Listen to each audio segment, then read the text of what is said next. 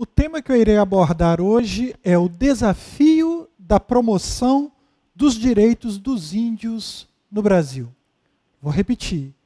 O desafio da promoção dos direitos dos índios no Brasil. Que os índios têm direito, isso é fato incontestável, uma vez que a nossa Constituição Federal de 1988, o diploma jurídico de maior relevância do nosso país, apresenta no artigo 231 os mais amplos direitos para os nossos silvícolas. Porém, nem sempre foi assim. Quando o Brasil se tornou independente em 1822, 2 anos depois surgiu a primeira Constituição Federal da República Brasileira. E neste diploma jurídico não constava absolutamente nada acerca dos índios. Eles foram simplesmente alijados, colocados de fora da condição de cidadãos brasileiros. Somente em 1967, que surgiu a FUNAI, Fundação Nacional do Índio, que é um órgão público vinculado ao Ministério da Defesa e que tem como objetivo cuidar das questões dos índios, defender os direitos dos índios, promover os direitos dos índios. Como eu disse, em 88, esses direitos ganharam conteúdo constitucional, caráter constitucional. Mas vamos fazer um pouco de história aqui. Nós sabemos, pelos estudos, na escola que vocês com certeza tiveram, que em 1500 os portugueses aportaram em terras brasileiras. E houve um choque de culturas muito grande, porque os índios acharam os portugueses extremamente exóticos e os portugueses também viram aquela gente nua, enfeitada, em grande quantidade, sorridente, curiosa, que queria um contato. E a situação ela perdurou por algum tempo, com algumas trocas amistosas, com alguns interesses mútuos, que logo se transformaram numa terrível exploração dos índios que aqui estavam. Só para nós termos uma ideia, quando os portugueses aqui chegaram, a população indígena era de cerca de 3 milhões de indivíduos. 2 milhões aproximadamente na costa atlântica e 1 milhão também aproximadamente mais para o interior. E essa população ela foi sendo gradativamente destruída. O que aconteceu ali foi um verdadeiro etnocídio, ou seja, a destruição da cultura de um povo, e um verdadeiro genocídio. Em outras palavras, isso quer dizer a eliminação física dos indivíduos. Porque de 3 milhões no início da colonização, dos primeiros contatos dos europeus, dos portugueses, com os índios, até os nossos dias, o que restou dessa imensa população silvícola foram apenas 300 mil indivíduos aproximadamente. Em 2010, o IBGE, junto com a FUNAI, fez um levantamento e chegou à conclusão de que no Brasil havia 817 mil índios, arredondando esse número aqui. Porém, é preciso levar em consideração que na década de 1990, muitos indivíduos se declararam índios porque eles tinham na sua linha ascendente algum parente índio. Mas já haviam perdido completamente as suas matrizes culturais. Então, esse número de 817 mil indivíduos índios no nosso país hoje, ele leva em consideração essa parte da população. Muito bem. O que aconteceu ali, no início da colonização, foi uma exploração dos índios como escravos para levar para os navios as madeiras, o pau-brasil, muito valorizado na Europa. E logo depois os índios foram utilizados pelos colonos que aqui se estabeleceram para diversas funções dentro de casa. As índias brasileiras sofreram enormemente com estupros, seguidos e em grande quantidade.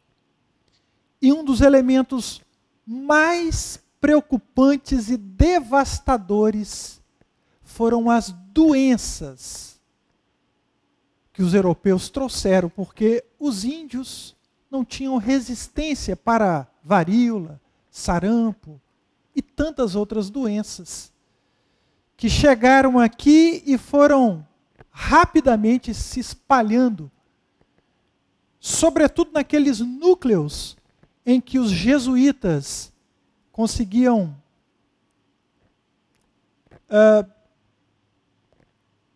colocar os índios numa condição de domesticação, porque havia uma intenção muito grande dos jesuítas de converter o índio ao cristianismo, ao catolicismo vigorante naquela época. E, naturalmente, isso fez com que os índios fossem perdendo as suas relações tribais, a sua cultura original, a sua língua. Muitos índios foram tirados aqui do Brasil e levados para a Europa como elementos exóticos. E mesmo aqui no Brasil, muitos índios foram vistos como indivíduos incapazes, preguiçosos, sem alma. Eles questionavam que talvez aqui, nessas terras, não tivesse havido o dilúvio e que Noé talvez não tivesse passado por aqui e deixado os animais, mas como que eles apareceram? Eles discutiam questões absolutamente irrelevantes para tentar entender se os índios possuíam ou não alma, se eles seriam ou não levados para os céus ou ficariam no inferno, uma vez que eles praticavam o canibalismo, a antropofagia. Como Caminha, o Pero Vaz de Caminha, escrivão da Frota de Cabral, colocou, eles têm bons rostos, bons corpos, andam com suas vergonhas de fora e não têm em relação a isso nenhum pudor. E o melhor que se pode fazer para essa gente é salvar a sua alma. Porém, o que aconteceu é o que nós já colocamos. Eles foram dizimados. Os jesuítas, eles não tiveram, de fato, a intenção de provocar tantos danos. Mas, mesmo que tivessem tido a intenção de destruir, o resultado não seria mais danoso do que aquilo que aconteceu, porque, estando junto com os índios nas missões jesuíticas, acabavam transmitindo para eles inúmeras doenças. Os índios eram reduzidos a poucos elementos em cada tribo e mal se sabia o motivo pelo qual estavam morrendo daquela maneira. Então os índios foram vítimas da coroa portuguesa, que queria dinheiro, lucro e tudo que pudesse representar possibilidade de ganho. Os colonos também tinham que levar para a Europa resultado da sua permanência aqui na forma de produtos que pudessem entrar no mercado europeu e em outras partes do mundo também. Os jesuítas queriam domesticar, queriam converter, queriam ensinar, queriam salvar a sua alma. E, no entanto, o que aconteceu foi o que nós já dissemos. Dor, sofrimento, erradicação, genocídio, etnocídio. Professor, se cai um tema deste no Enem, como nós vamos trabalhar? Vocês vão pensar da seguinte maneira, vão contextualizar, já dei muitos elementos aqui para contextualização, falar da situação deles no início, é fácil gravar que a população era cerca de 3 milhões no início, sobretudo na costa atlântica. Um pouco mais, aliás, um pouco menos estava mais no interior, ali nas matas. Era um povo sem nenhuma relação mercantil, eles não conheciam moedas, eles viviam da pesca, viviam dos frutos, uma vida relativamente tranquila. O que acontecia eram algumas guerras, alguns conflitos entre núcleos tribais, em busca de biomas mais adequados para a vida que eles queriam levar. Tinha uma cultura muito bem estabelecida, diversos dialetos de norte a sul do Brasil. Você vai por aí. Você vai falar do artigo 231 da nossa Constituição Federal, que garante todos os direitos. Você vai falar da FUNAI, que é a Fundação Nacional do Índio, que é de 1967, e que é um órgão do Ministério da Justiça com o objetivo de promover e cuidar dos direitos dos índios. E você não pode se esquecer de que, apesar de tudo que foi feito para preservá-los, eles ainda continuam a ser vítimas de inúmeros problemas. A demarcação de áreas, o corte ilegal de madeiras, os conflitos com os madeireiros, os múltiplos interesses de pegar grupos de índios e colocar em determinadas terras para que essas terras não possam mais ser tocadas. O que acontece é uma fragmentação do povo daquela aldeia. Ou seja, de alguma forma, eles ainda são utilizados em grande quantidade para atender a vontade, a necessidade de ganho do homem dito civilizado. Então você vai por este caminho, ok? Mas, professor, as duas guias que eu vou colocar no final da minha introdução, o que eu posso colocar? Por que os índios ainda sofrem com tantos problemas? Você vai colocar lá. Tudo isso decorre de dois principais fatores. Primeiro, a ambição humana e o descaso com os índios, isso por parte da população, e a fiscalização deficiente por parte dos órgãos públicos responsáveis pelos direitos dos índios. Então, uma parte da sociedade que é negligente, egoísta, ela simplesmente deixou para lá a questão do índio. Você fala que isso é uma negligência, uma falta de compromisso, uma falta de empatia, uma falta de preocupação de solidariedade com o povo indígena, com os povos indígenas. E também nós temos um problema com relação aos órgãos públicos, ao Estado, que deveria resguardar os direitos dos índios, como manda a Constituição. No entanto, há muitas falhas nessa fiscalização, no atendimento aos direitos dos índios. Muito bem.